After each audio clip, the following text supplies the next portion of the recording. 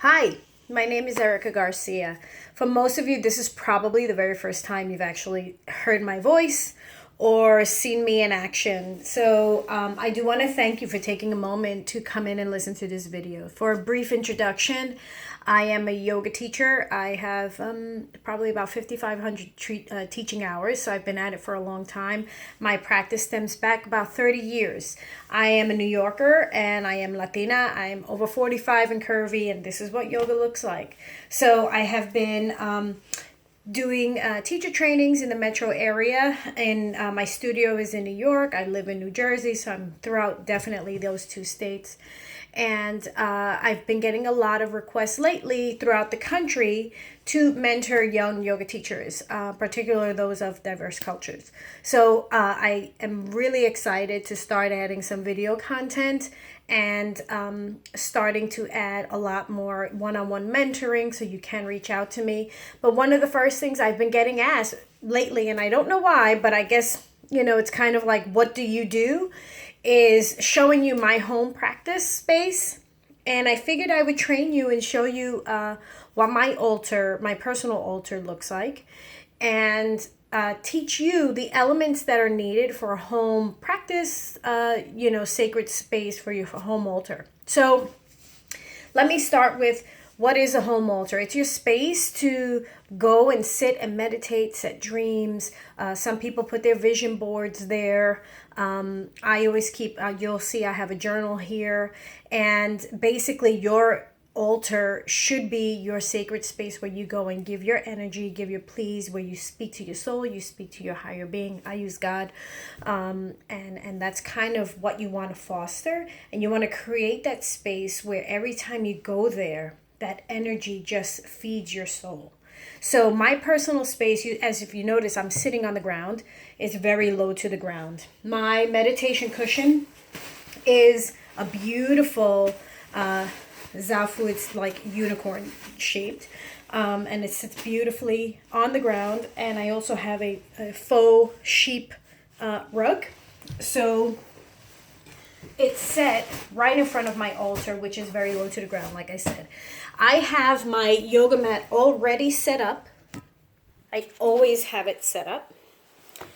And if you notice, right here is my book.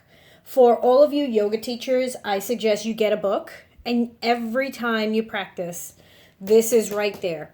And the reason why you want to have your mat always out right next to your meditation space is because you're going to do your practice. You're going to write, you're going to get inspired. To always have the book with you, I always keep that like beat up one in my yoga bag. And then I have a beautiful journal, when I get home, I will transpose it. But always, always, always have a book with you. You also may even get inspired by the other teachers. If you take a class somewhere, someplace new, someone may give you a different instruction to a pose that you're like, wow, I never thought of getting in there. Can't wait to share it with my students. And then by the time you get home, you forget. So I always, always, always do that. And then again, my mat is right next to my yoga space, so that after I've moved, I have no reason to not take a few minutes and get centered. So what does each altar need to have? It needs to have the 5 elements. We as human beings, we're organisms. We have in us, in our tissues and bones and all the liquids and everything else, we have the elements of earth, sound, aroma, touch, water. So you want to bring that to your altar space. So I always start with lighting my candles. So if you see here are my candles. So I am going to show you that in my altar space. Always start with lighting your candles, because your candles kind of set the tone for the ritual, so to speak, and it starts the opening of the meditation. So the candle gives you the elements of fire. It also gives you light. So this is my beautiful, it's just gorgeous. I actually got this in Home Goods, I don't know, and it just beautifies my entire altar. The other thing you want is, I always bring in the water and the aroma, and I do it with my doTERRA my doTERRA oils. So today I'm doing Serenity, and I'm going to do about 5 drops of each. I'm going to be here all day, so I want it to really smell nice. So I'm going to do Serenity, and I'm going to do Balance. They're just beautiful oils, and this diffuser is fantastic. It's by doTERRA. It's one of their standard ones. And what I love about it is that it is with water. It goes for about 4 hours. It gives you, again, light, the immediate aroma. And you can, if you listen closely, you can hear the bubbling of the water. So it gives you another 2-prong, right? Actually, this 3-prong. Smell, water, light. Then next to that, if you look closely, I have my little Ganesha bamboo little guy. So again, more water, rocks, earth, life, and a little bit of spirituality there hidden in. I also have my oils.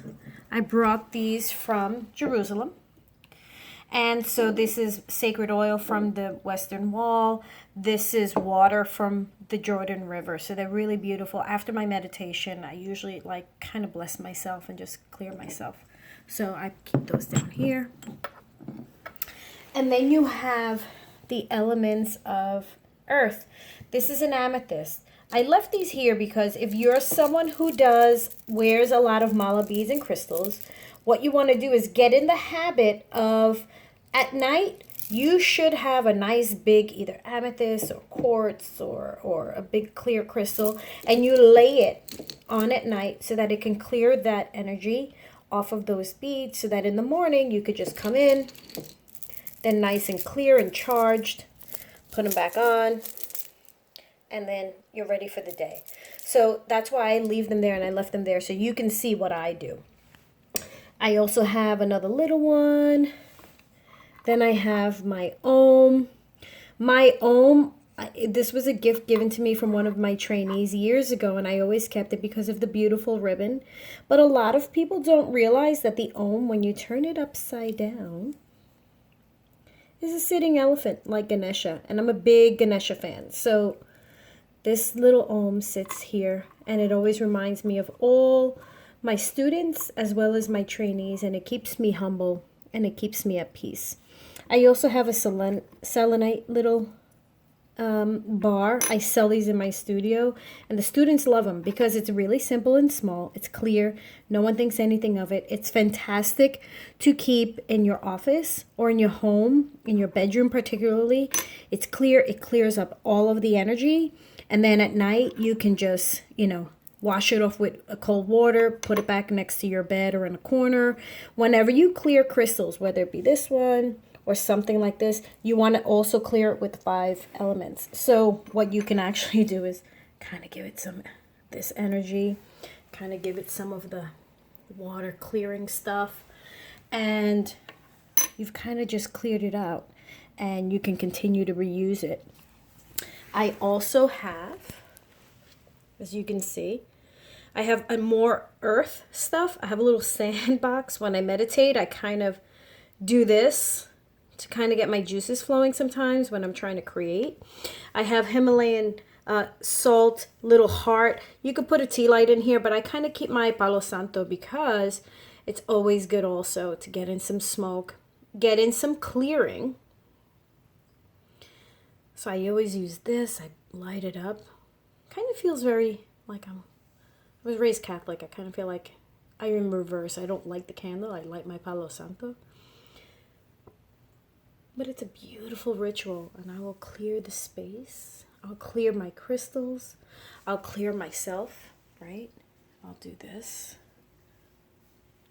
And then I'll just lay it back, and I'll enjoy this beautiful thing. I'll actually, believe it or not, clear my mat, especially if I'm going to meditate. I'll clear it and then put it back.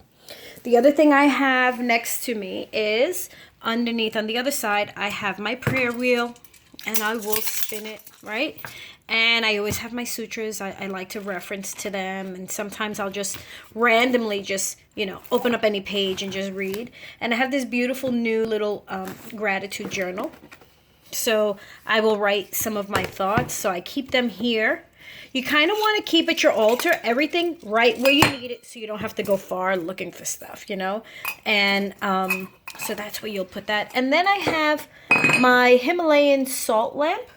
And in my Himalayan salt lamp, I always put it on, and I'll leave it on for hours, because what it does is it clarifies the air, it purifies it, as well as it's beautiful and it's got gorgeous ambient light. And it just feels nice. It just feels nice. And knowing that it's got the other properties is kind of cool. So that's it. That's my altar. This is my altar space. It's my safe haven. And I'm glad to show it to you. And hopefully if you already have an altar, you will fine tune what you're already doing. If you don't, and you didn't even know where to begin, now you know 5 elements. Go for the 5 elements and go with what your heart tells you, I kind of want this. And if you don't even know where to begin, I will tell you, and I don't get paid for this, but I love Home Goods. Home Goods has all kinds of beautiful fair trade stuff from India and Tibet and all beautiful, beautiful cultures. And something will speak out at you. Go through, rummage through all the aisles. And you don't have to create your altar in one time. So get one piece, let it fill your heart and soul, and then you'll slowly start adding pieces. You may find that throughout the year, maybe twice a year, I say really clear it out, give it a good wash down, and set your new intention for the next 6 months. It's a great way to have a goal, set the intention. Like I said, some people put their vision boards. I tend to keep mine, as you can see, it's very clean and clear. So for me, because I have so much going on in all the different areas of business that I run and the businesses that I run, my meditation space is for quiet. It's for quiet restoration and new creation. I find that it's my place to just set in, get back here, clear this, and just zone out. So I hope it helped you. Please subscribe to the channel. I'm slowly adding videos. I also have a channel for the studio where we'll be doing a lot more of hey, this is a pose, and here's how you can fine tune it. And I will be adding some content in English and Spanish. So stay tuned and welcome. Talk to you soon.